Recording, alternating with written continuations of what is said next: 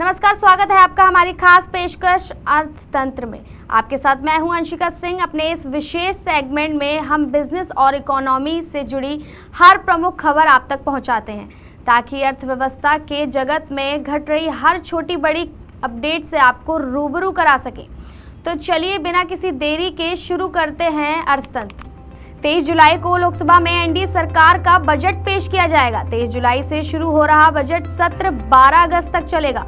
मोदी सरकार के तीसरे कार्यकाल के पहले बजट से लोगों को बड़ी उम्मीदें हैं। खासकर मिडिल क्लास को टैक्स में छूट, महिलाओं को सशक्त बनाने के लिए योजनाएं, किसानों की आय बढ़ाने और युवाओं के लिए रोजगार के अवसर देने संबंधी योजनाएं इस बजट में हो सकती हैं। जानकारों का मानना है कि मध्यम वर्ग को राहत देने के लिए सरकार आयकर छूट से जुड़े विकल्पों पर गंभीरता से विचार कर रही है। बीते 5 सालों में केवल न्यू टैक्स रेजिम को लागू करने का काम सरकार ने किया था, जिसमें 50,000 रुपए के स्टैंडर्ड डिडक्शन को मिलाकर 7.5 लाख रुपए तक की आय पर कोई टैक्स नहीं लगता है। वहीं पुरानी टैक्स व्यवस्था यानी ओल्ड टैक्स रेजिम के तहत कोई बदलाव नहीं हुआ है। ऐसे में इस बार पुरानी टैक्स व्यवस्था में बदलाव की उम्मीद है।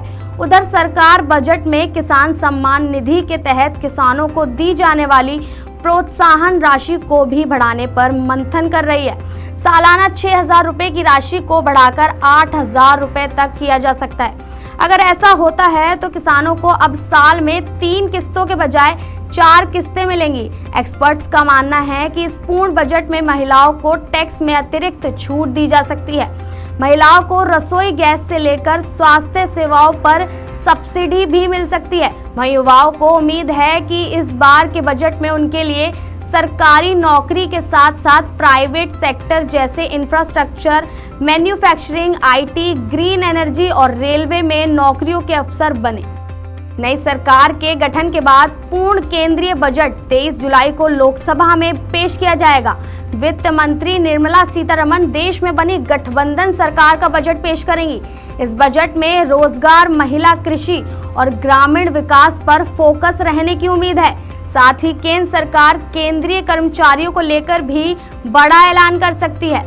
दरअसल केंद्रीय कर्मचारियों के लिए एनपीएस पेंशन पर 50% गारंटी की घोषणा होने की उम्मीद है।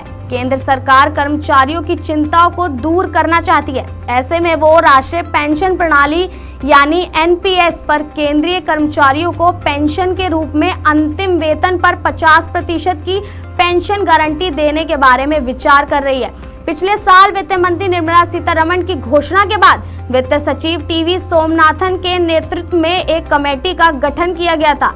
इस कमेटी का मकसद ओपीएस पर वापस लौटे बिना नेशनल पेंशन पर सिस्टम के तहत पेंशन लाभों में सुधार के तरीकों का पता लगाना था। पेंशन गारंटी को स्वीकृति मिलने के बाद जो कर्मचारी 50,000 रुपए के अंतिम वेतन पर रिटायर होंगे, उन्हें हर महीने पेंशन के रूप में 25,000 रुपए का भुगतान किया जाएगा। भारत का रिजर्व बैंक लगातार सोने की खरीदारी कर रहा है। जून के महीने में आरबीआई ने 9 टन सोना खरीदा।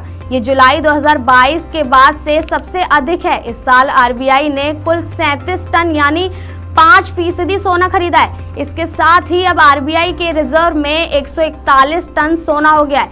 अप्रैल-जून तिमाही के दौरान आरबीआई के रिजर्व में सोने का योगदान 69% रहा। आंकड़ों के मुताबिक जून तिमाही में आरबीआई ने अपने भंडार में 5.6 अरब डॉलर जोड़े। इस दौरान विदेशी करेंसी में 1.9 अरब डॉलर की बढ़ोतरी हुई, जबकि भंडार में सोने की वैल्यू 3.8 अरब डॉलर बढ़ी। वर्ल्ड गोल्ड काउंसिल के अनुसार वैश्विक स्तर पर केंद्रीय बैंकों की मांग की वजह से सोने की कीमतों में तेजी आई है। आइए अब आपको बताते हैं कि आखिर सोने का भंडार बढ़ाने के पीछे आरबीआई की क्या रणनीति है। दरअसल फरवरी 2022 में रूस यूक्रेन युद्ध शुरू होने के बाद दुनिया भर के केंद्रीय बैंकों ने अपने भंडार में सोना जमा करना शुरू कर दिया था। आरबीआई ने भी वैश्विक स्तर पर केंद्रीय बैंकों के इस रुख को फॉलो किया है। साथ ही वो धीरे धीरे विदेशों में खरीदे गए सोने को वापस घर भी ला रहा है। भारतीय रिजर्व बैंक दिसंबर 2017 से अपनी रिजर्व प्रबंधन रणनीति के तहत सक्रिय रूप से सोना जमा कर रहा है। दुनिया की सबसे बड़े रईसों में शामिल मुकेश अंबानी और गौतम अडानी के बीच पहली बार प्रत्यक्ष रूप से कोई डील हुई है। अंबानी की कंपनी रिलायंस इंडस्ट्रीज ने अडानी पावर की सहयोगी कंपनी महान एनर्जन में 5 करोड़ शेयर खरीदे हैं। रिलायंस ने एक एक्सचेंज फाइलिंग में ये जानकारी दी है। ये पूरी डील 50 करोड़ रुपए में हुई है। दरअसल रिलायंस ने मार्च के महीने में इस डील की घोषणा करते हुए महान एनर्जन में 26% हिस्सेदारी खरीदने की बात कही थी। अंबानी की कंपनी का कहना है कि उसने ये डील पूरी कर ली है। साल 2005 में स्थापित महान एनर्जन का मध्य प्रदेश के सिंगरौली जिले में थर्मल प्लांट है। अभी इसकी कैपेसिटी 1200 मेगावाट की है।